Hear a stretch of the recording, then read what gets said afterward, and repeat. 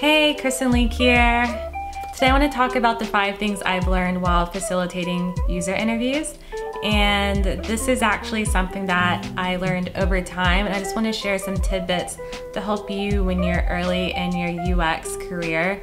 I am a UX researcher. I've been working in the field for almost 3 years now. So I've gotten to the point where my team allows me to facilitate and lead and present our findings to our clients or stakeholders. And it's been a huge learning experience, and I've just learned so many different things along the way, also by shadowing and working with other people, just tips and tricks. So I really hope this helps you in your career and you can apply this. The first thing I learned is that silence is powerful. I remember this when I first started out in UX and I had the opportunity to shadow different interviewers while we were doing these user interviews.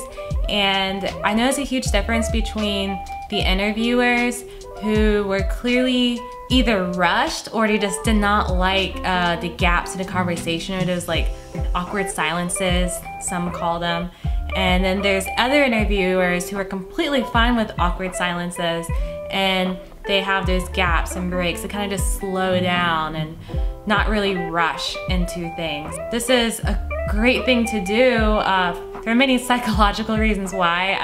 I'm not going to claim that I know all of them, but my guess would be that it allows the participant to continue to think about what they're sharing with you. They may answer your question, but if they have a few moments to pause and reflect on what they said, they can add a few other things to that statement.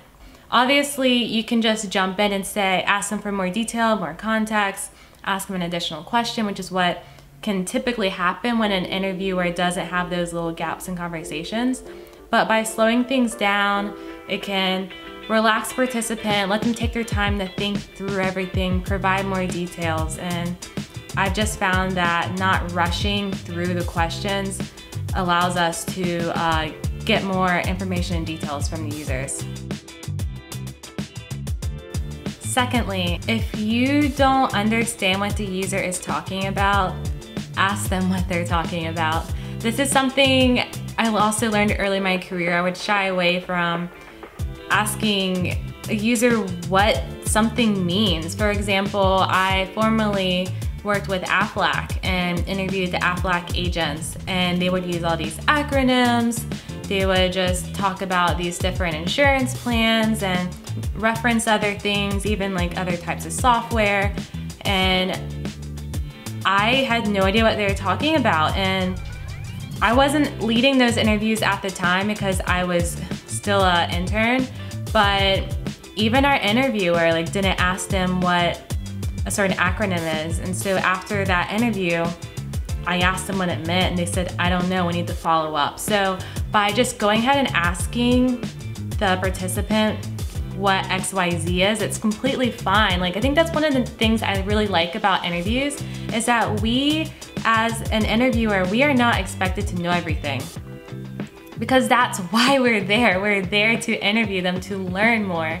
So it's completely fine to not be on the same page as a participant. We want to ask them questions, and there's no dumb question. And if you do know everything, you, I guess, think that you do, you're gonna come into this very biased.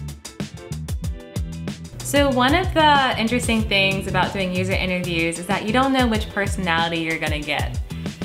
There almost always is a participant who is really shy, someone who withholds information, maybe because they're kind of uncomfortable, maybe they're nervous, or maybe they just are afraid of saying the wrong thing and getting their company in trouble because they don't really understand why you're here. There could be a number of different reasons, but there are people who are shy or who have trouble opening up. And what I've learned from another interviewer is to just ask more broad questions. So if they briefly go over something, let's say you ask them what a typical day at work is like, and they say, oh yeah, I come into work and I make phone calls and I take those notes and put them into the software, and then I have my meetings. Typically, we have a team meeting at 3, and then I just finish up on the XYZ software.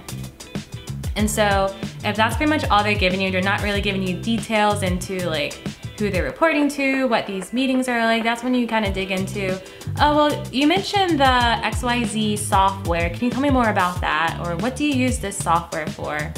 Or you mentioned you have a lot of phone calls. Can you tell me more about that? So just being, yeah, those questions are a bit vague, but you kind of at least have a topic to allow you to dig deeper into what they're saying.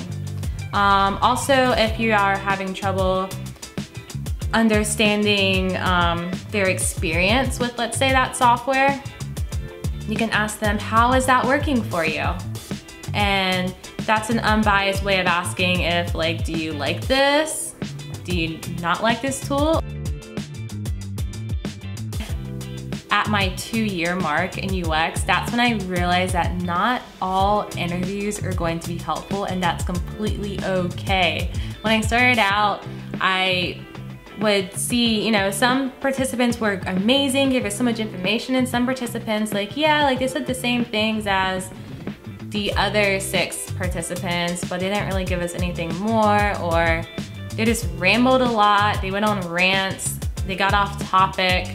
And that's okay. That doesn't mean you are a poor interviewer. I mean, you aren't always gonna have the perfect participant, and participants are gonna have different experiences as well, and it may or may not support the work that you're trying to accomplish, and that's completely fine.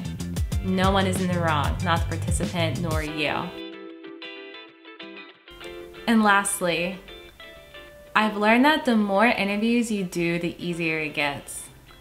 So I don't mean that as in like within your entire career, like starting off as an intern and then once you get to a senior level, like interviews are just way easy. No, like you always have like someone who's tough to interview, and that's normal and that's okay, and it's based upon personalities and their experiences.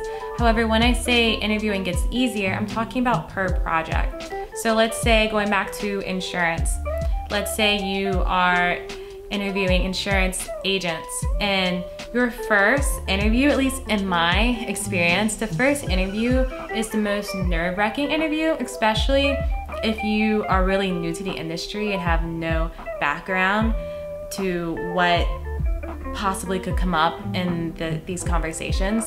And so the first one typically is the hardest, but once you speak to that one person, you have a better idea of what their work life is. You have a better idea of what their insurance clients are and things like that, what a day-to-day is. And so once you have that first interview, you review your notes, and then you kind of can pinpoint, ooh, I want to dig deeper in this area. I want to dig deeper into when they travel. I want to dig deeper into when they try to sell insurance over the phone, things like that. And so after that first interview, typically in my experience, again, this is all from experience, it gets a bit easier because I'm more knowledgeable. But then once I'm on my next project and I have that first interview again, it's tricky again. Like, that's the thing, you just never know how that first interview is gonna turn out. Honestly, you never know what any interview is gonna turn out because we're humans with different personalities. So that's why I feel like user interviews never get easier just through your career. It's just like once you have a better understanding of the industry and product, it gets a bit easier. I hope that makes sense. But I would love to hear your experience doing user interviews, if you've done so, tips and tricks that you've picked up along the way. These are things, again, that I just noticed as a newbie, and now that I'm no longer a newbie, I just want to share that with you. And if you have any questions, leave them down in the comments, and I will talk to you later. Bye guys.